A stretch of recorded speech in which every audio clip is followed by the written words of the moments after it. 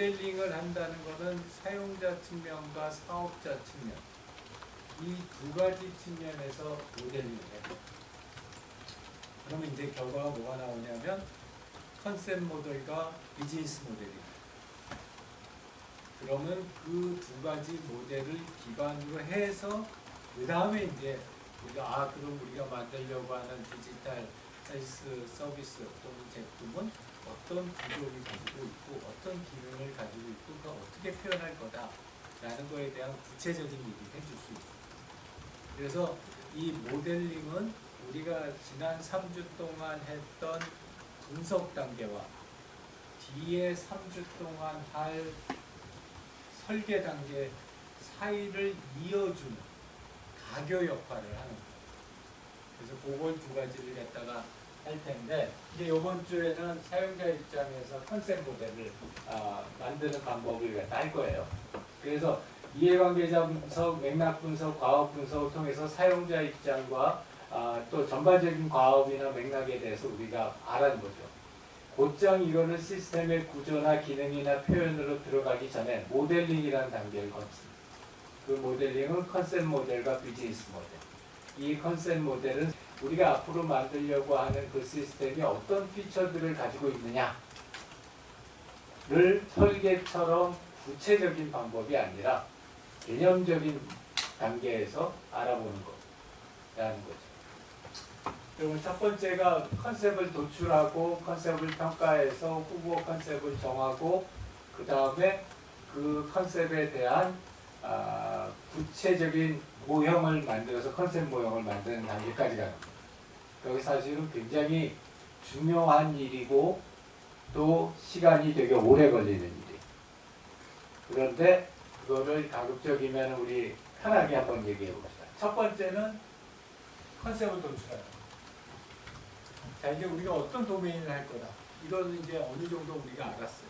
아주 럼프하게라다. 우리는 이쪽 이 50대 여성들을 위해 가지고 지금 큰 문제가 되고 있는 골다공증을 달리하고 예방할 수 있는 그런 헬스 서비스입니다.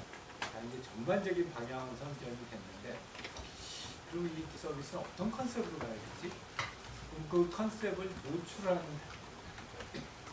근데 밑 빠진 독처럼 막 노출해봐라 이러면은 두 가지 오류에 빠지기가 쉬워. 첫 번째는 정처 없이 해내거든. 두 번째는 아무리 생각해도 안 나오고 자기네들이 먼저 생각했던 예전에 먼저 생각했던 디테일한 설계만 막 하고 있고 그러다 보면은 그 컨셉이 잘못되면은 나중에 설계를 아무리 잘해놔도 사용자들한테 그만한 가치를 줄 수 있는 제품이나 서비스를 만들기가 어려워요. 그래서 첫 번째 단계는 가능한 한 많은 아이디어들을 도출하는 거예요. 아까 예를 들어서 보자면은 우리 50대 여성을 위한 골다공증 치료 디지털 치료제다. 뭘 할까? 아침에 30분씩 에어로빅을 뛰게 하자. 그럼 우리는 에어로빅 다이나마이트다. 예를 들어서 그런 수준의 굉장히 간단하고 다양한 그런 컨셉들을 도출한 다음에 그런 여러 가지 도출된 컨셉들을 체계적으로 평가해서 가장 가능성이 높은 컨셉을 하나 도출하는 단계. 그게 1단계.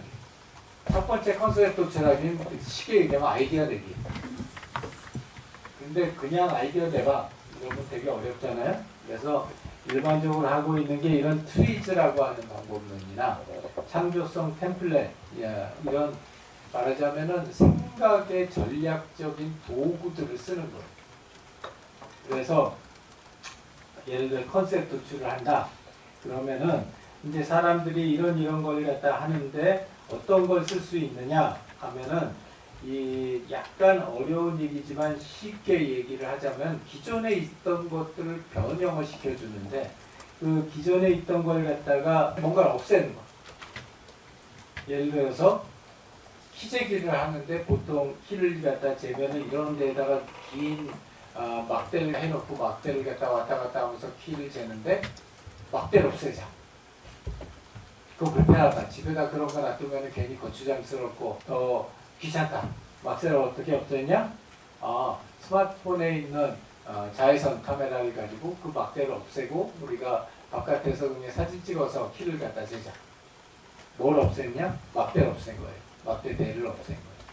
이런 것처럼 없애거나 대체하는 방법. 두 번째는 분리하기. 그래서 예를 들자면 시간을 분리한다든지 장소를 분리하다든지 그렇게 해가지고 우리 새로운 아이디어를 갖다가 만들어낼 수 있죠. 그러니까 예를 들어서 스쿠터 같은 경우에 대용량 배터리를 적용하면은 사용하는 시간이 늘어나는 대신에 무겁고, 그 다음에 저용량 배터리를 적용하면 무게는 가벼워지는데 사용 시간이 줄어든다.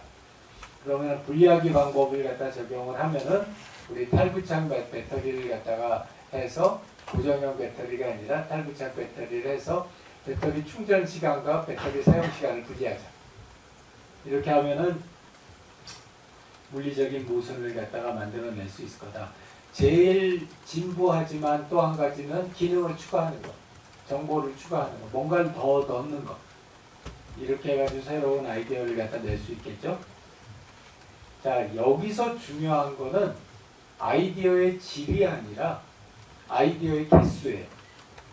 그래서 여기서의 핵심은 가장 쉽고 빠르게 많은 아이디어를 그냥 던져보는 거. 그렇게 던져보고서 여기에는 심사 기준이 있어요. 자, 이 심사 기준이라는 건 뭐냐면 여러분들이 이해관계자 분석을 하면서 우리 이해관계자들이 사용성, 감성, 유용성 요 세 가지에서 어떤 점들에 대해서 사람들이 굉장히 중요하게 생각하더라. 우리가 지금 생각하고 있는 것.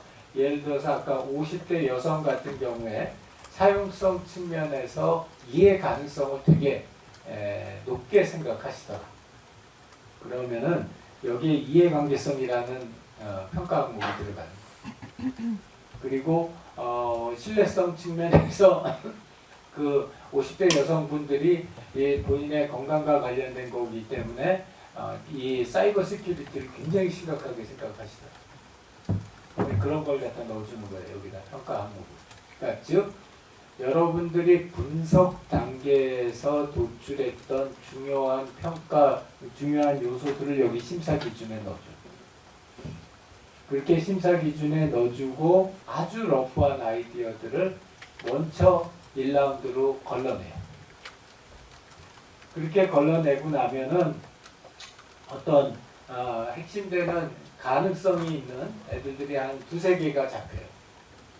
그러면 그 두세 개를 갖다가 대상으로 해가지고 구체적으로 평가 기준을 더 자세하게 측정하고 제시하고 그거에 대해서 웨이트까지 그래서 전체적으로 봤었을 때 유용성 측면에서 효과성이 가장 중요하다.